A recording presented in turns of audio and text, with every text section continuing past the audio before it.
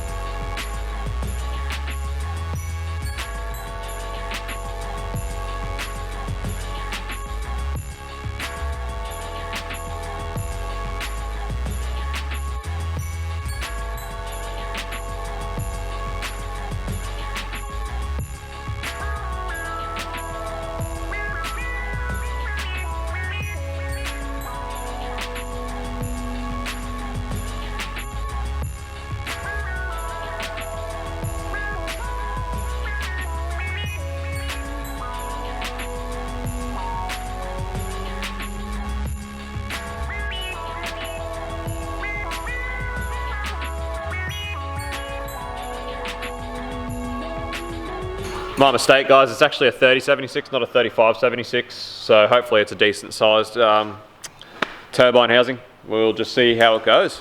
But obviously being a heavy car, we sort of want that power down low as well. It's just the fact that it's got big cams. I'm a little bit worried the turbo might choke it up a bit. But either way, it'll still be a bulk amount of fun on the beach. Massive dose. Especially with a, are you going to put a stainless snorkel on it, Darcy? Yeah, I don't know yet. No. Imagine the sound. They make the bonnet entry. That's probably all yep. it can do. Yeah, bonnet entry straight into that. Something like that. It'd sound off tap with a big Dyno snorkel on it. Righto guys, so the day's been going pretty smoothly. So far so good, pretty much. I finally got the O2 wideband to work on the, I had to put it into a different AVI input on the A plug, because the one that it was in on the B plug, you've got AVI 1 and 6 on the B plug. It says in the diagram that they are only compatible with the narrowband input, and when it was in AVI 1, if I put it in the narrowband, it would come up with the voltage on the software. But when I put it to the wideband, it just wouldn't actually come up with anything. So I put it into AVI, I think AVI 3, pin 17 on plug A, and it works fine. So we did get it working. So I just set the target AFRs, and we've just been running it up with the 10/10 run-in oil with the target AFRs, and I've just been using them to like using the trim ratio just to do the fuel mapping while I've been running it up to run it in. So that's just to bed in the rings. Obviously with your running oil, you've got no friction modifiers, which is good for bedding in the rings. We did chuck the leak down test on number 1 just to check, and we are spot on. So pretty much did 3 heat cycles, probably about 150 Ks, you know, about an hour and a half of just loading it up, unloading, loading it up, keeping it loaded up for a bit, let it get sort of warm. And yeah, just a couple of heat cycles of that. So the only other thing we're having trouble with at the moment is that Darcy, the coolant system, so they're designed to have an expansion tank. Darcy's got an overflow here, but it's not actually an expansion tank. So been having some trouble with the cooling because it's not really cooling anywhere because it can't expand, and then it's got nowhere to overflow to. So Darcy and Rex have just gone down to our E46 Compact. Apparently they came with a really nice little slimline expansion tank that was about 1 litre. So if they can steal that, they're going to flog it. So in the meantime, I've just changed the oil. So the running oil's now been dropped. It's looking quite nice and clean. Nothing to be concerned about. So it's going really well. So now we're going to input our 10/10. So this is the API SNCF. This is what you need for E85 cars. So obviously with this thing being flex fuel, need the API SNCF rated oil. So we'll get that in it. And you know, the run-in oil's got no friction modifiers. It's really good for bedding in the rings, but I don't like loading up the bearings and stuff too hard on that run-in oil. So that's why it's sort of just, you know, I rounded up to about, I think about 3.5 PSI was about the most load we got to, just to try and get those rings expanded and really bedding in on the bores. But I don't like loading up the bearings any more than that. So now we'll put in our good oil, and we pretty much go on with our 98 tune. In the meantime as well, very exciting. Something that we've been waiting for a while, finally rocked up today. Don't know where Rex put it.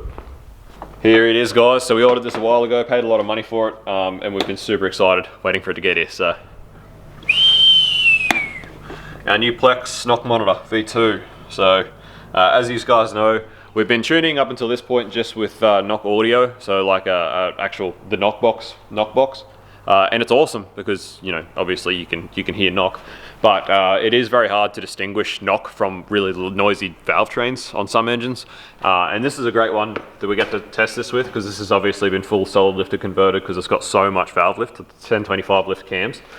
So something like this with the knock box, it'd be so hard to distinguish what is the difference between the knock and the valve train noise. It's not impossible, but you know, it's pretty old school. It does work, but again, it's just one of those things where there is a better way, and this is the better way. So the knock monitor V2 allows us to actually tune out certain frequencies, tune into certain frequencies, and really get a really good accurate reading of our knock and our cylinder noise. So this is an awesome tool, you know, another progression for us as far as tuners of being able to get timing absolutely optimal for the entire rev range, and we're super excited to be trying it out. So it's finally arrived. Anyway, we've got some oil in this thing. Hopefully we get this expansion tank up here, and then we can get most of the 98 tune done this afternoon. Not bad. That is a good ring seal. The other important thing about getting out that run-in oil is that is the oil that flushes out all of your assembly lubricant from the fresh engine and that. So it's good to get that out, get those rings bedded in without those friction modifiers and stuff, and get it cleaned out. About the only other issue we've had today was it actually ran out of fuel. So I don't know if the gauges on the dash actually work or not. Darcy isn't too sure, but yeah, we actually ran out of fuel. I was just loading it up and it started making this horrendous noise. Like the reg was making heaps of noise and the pump was making heaps of noise. I was like, oh no, what's going on? But it was just out of fuel. So anyway, got some fuel in it. Hopefully just enough to get done what we want to do on the 98, because then we've got to drain it to put the E85 in. So hopefully we haven't put too much fuel in it. I'll give you a listen to how this thing actually sounds at idle though. Like these cams are choppy and it sounds really good. So. Except for that belt squeal. But.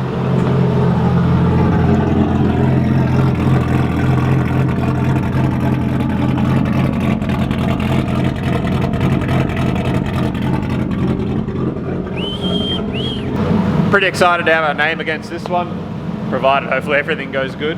But again, it's another one of those ones, it's always, being a tuner, it's really, really nerve-wracking. It's also very rewarding. So as a tuner, obviously, you're always pretty much the last stop on everyone's list as far as their build goes. It's normally the place everyone comes with their build that they put all this work into, and it's finally coming together and they finally get to see the result and what it's actually doing. So for that reason, it's very rewarding being a tuner, but it's equally as nerve-wracking, particularly when you're doing a build that you didn't really have anything else to do with throughout the build.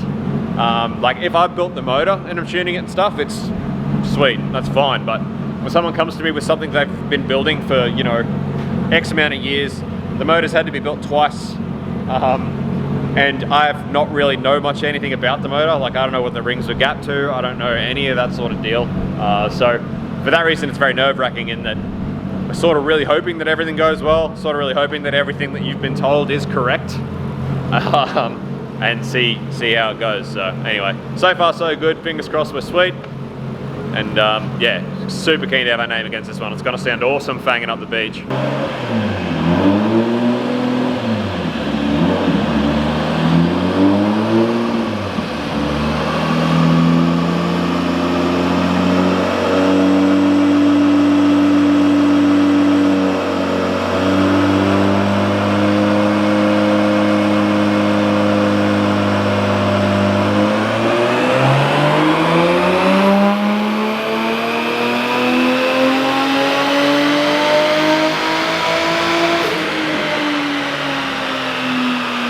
Righto guys, so we just sort of got to the point where we're starting to get some sort of actual power runs in.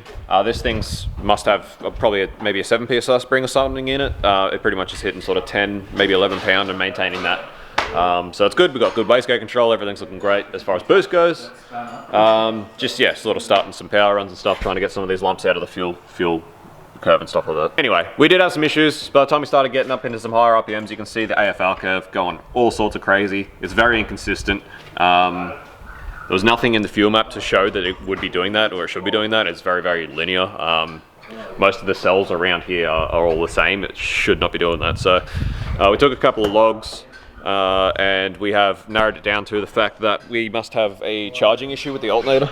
So what we've actually found was our battery voltage changes coincided with our lean spots and our rich spots and stuff. There was battery voltage going all over the place, so I just chucked some injector time in this part of the log so we can have a look. And yeah, it is actually changing our injector dead times and stuff.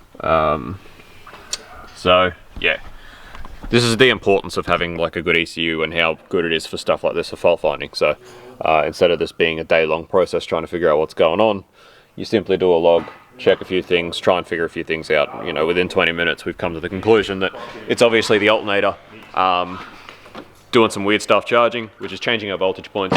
As you guys know, voltage point changes are going to change your injector dead times, or what dead time they're actually running at, which is going to cause things like this, even though the cells in the fuel map are Mickey Mouse. So a bit of investigating, we found that the actual charge cable, the nut for the charge cable on the alternator is loose, so we've tightened that up and we'll get into it again. So yeah, so we're looking at keep going along. Hopefully that takes out these little spots. As you can see, it's not getting dangerous. It's still sort of getting towards a 12 AFR, only at 10 pounds. So yeah, try and iron out all these issues at wastegate pressure before you start trying to one boost in, obviously. But yeah, even at 10 pound, we're already creeping up towards 300 wheel, which is good. That's awesome. So it's cool. I'm pretty happy to run this up. Like, it's got big cams and it's only a 76, like a 3076. So as you can imagine, probably 16 pound with these cams is going to be that turbo's really starting to flow. I haven't actually checked the compressor map, so I should probably have a look. But I'd say we're going to start running into its maximum sort of flow areas at around that 16 pound with these cams. Would be my prediction, but I will double check with some compressor maps. But anyway, it's yeah, it's looking good. Sounding good, sounding awesome. It's a really, really tough sounding rig, so very, very cool. We've also ordered an expansion tank. The one that the boys got from down there isn't going to actually work, so we've ordered one from Aeroflow, and it should fit perfectly in here and fix the issue. So hopefully it's here pretty soon.